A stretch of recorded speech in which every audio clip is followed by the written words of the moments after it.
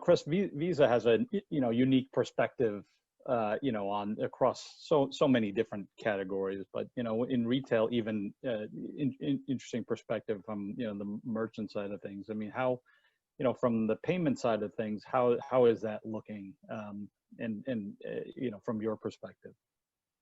I mean, just to build on some of the conversation that's already happened, I think that there were trends that were occurring before COVID. Hmm. Most, physical companies were trying to become digital as quickly as possible, and in some instances, digital companies were trying to become physical. So you saw this That's right. move from both directions, and it was a strategic movement, but it was also kind of a progressive, kind of cadence that they were headed, to an ultimate place where they were better balanced between the physical and the digital world. I think because of COVID, we're seeing kind of meteoric change now. I think the stats from companies such as Shopify say, have effectively distilled what people predicted would take 10 to 12 years into 3, 4, 5 quarters Mm. worth of change.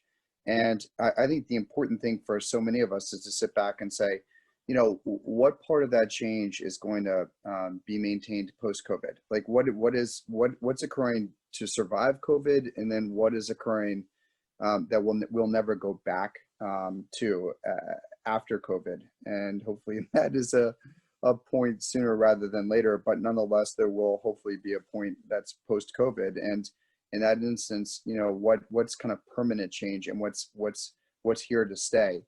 And I think some of the things that we're seeing within our company, which I think are very promising, are, the nature of commerce could effectively change. The nature of shopping could effectively change. You're seeing retailers use the exterior of their brick and mortar establishments as almost billboards, a marketing device, if you will. You're seeing point of sale and its location change to be much more forward deployed.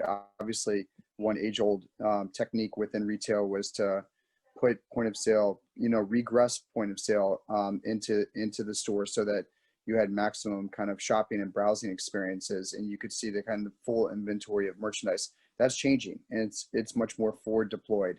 Obviously, there's the delivery components, and then within payments as an element of commerce, you're seeing kind of a migration from contactless payments to kind of more cashless philosophies, not just for driving top line or being more efficient, but for the very reasons Bernie, you cited about health and safety and a better consumer experience, to frankly draw the foot traffic in the first instance. In the absence of it, it's almost becoming a prerequisite as opposed to a reason to believe. And then the final one is touchless experiences that, I think are kind of anchored in innovation, but frankly motivated by, better practice. Necessity.